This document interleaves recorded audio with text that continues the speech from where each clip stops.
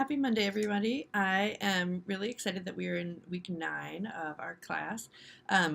If for no other reason than that we're a week closer to week 10, which is my favorite week because we get into double digits and it feels like you can really start to see the progress through the class. And I'm hopeful that at this point you guys have already learned a ton, and I hope that at this point you can look back at the material and look at the articles that you're reading for this class or for other classes and feel like you're starting to have a better sense of what the terminology is that's in social work research that you're reading about, and sort of what good consumers of social work research are expected to do. So this week's topic is measurement, and it's a topic that can be challenging for some people because it involves really thinking in maybe a little bit different way about a topic that seems really natural in everyday life, right? If I talk about somebody being depressed or somebody, having being homeless, right? Those are things that as social workers we talk about all the time. When we talk about those in terms of research, though, we have to be really careful that we're measuring them in ways that are appropriate. So how are we defining depression, and how are we actually going to do that? In social work research, we talk about conceptualizing a problem, so coming up with a definition of it, and then operationalizing it, which is talking about how we're going to measure it. And so what we're going to ask you to really focus in on this week is how you're going to operationalize your variables. So the workshop that you're going to do for this week asks you to pick one of the dependent variables from your quantitative question earlier in the semester, or you could certainly pick one of the variables that you used in your qualitative question. I do think the quantitative is easier, though, so that's probably my recommendation.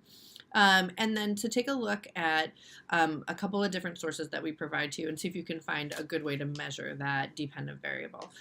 So if you look at your readings for this week, you have a chapter from the textbook. And so if you're using the 2018 version of the text, it's chapter 10. If you're using the earlier version, it's chapter 8. In either edition, it's called Measuring Instruments. Oh gosh, I think I need more caffeine.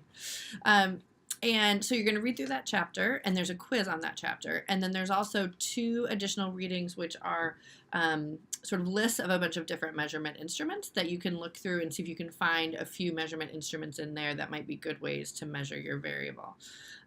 You're also going to see in the readings for this week a podcast. And so this is a really phenomenal fresh air interview with the authors of a book about veterans coming back from the conflicts in Iraq and Afghanistan. And what I want you to do is to listen to that podcast. I listened to this while I was driving, and it was great, although I kept going. I wanted to keep going after I got to my destination because I wanted to keep listening to it. But think about, as you're listening, the different concepts they're talking about in the podcast and how you might be able to quantify those and measure those.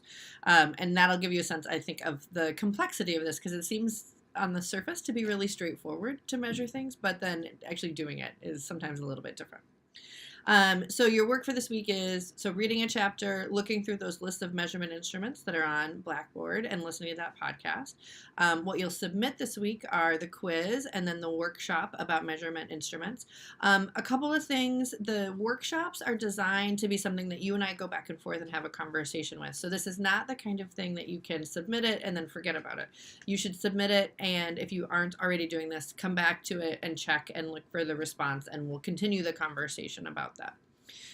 If you want to be sure you know that I've responded to it, once you've submitted your workshop, in the upper right-hand corner of Blackboard, I guess this is your right, there's a button that says subscribe, so you can click to that, and that way you'll get notified if I respond or if somebody else responds to you. So the initial post to that workshop is due on Wednesday, and then we'll continue that conversation throughout the rest of this week. I have a presentation that I'm putting together about measurement to supplement what's already in your readings and what's in the book. I will try to get that up to you over the next couple days, so that'll be a resource for you. And you'll get an announcement on Blackboard. One other note about announcements on Blackboard. I know that some people said that they are getting the announcements via email. Some people can only see them in Blackboard. So hopefully you're watching this because you have seen them somewhere. But please make sure that you make yourself a note to go in and check Blackboard every Monday and Tuesday. So even if you're not getting the announcements, I usually post on Monday or Tuesday if I don't post additional times in the week. So just sort of make yourself a note to check in for any information. And you can also, and I recommend this to everyone, go into your email and set up a filter so that it marks as urgent messages or important messages from any people that you want to make sure you hear from. So I would always put any of the faculty members that you're currently taking a class from on that list. I would put Dr. Cross-Denny and Dr. Ostrander on that list. Florence Johnson, who's our administrative department assistant here in social work, who often sends important stuff. So if you are missing emails and you think that's just that you're getting so many emails from Sacred Heart, which I totally understand. I get a lot of emails from Sacred Heart as well. That might be one thing that you want to do, is to go through and set up those filters so that those messages are marked urgent. I have my email set up so that anything from a student email, so anything from @mail.sacredheart.edu, gets marked as urgent. And although I do sometimes still miss things, once or twice, I have found that that's been really, really helpful for me in staying on track of emails. So if that's useful for you, I would recommend you do it. So it is Monday afternoon. I'm going to post this now. If you have any questions as you're working on your assignment, let me know. If there's anything from past weeks that you still haven't finished and you're going back, you could certainly go back and look at past workshops.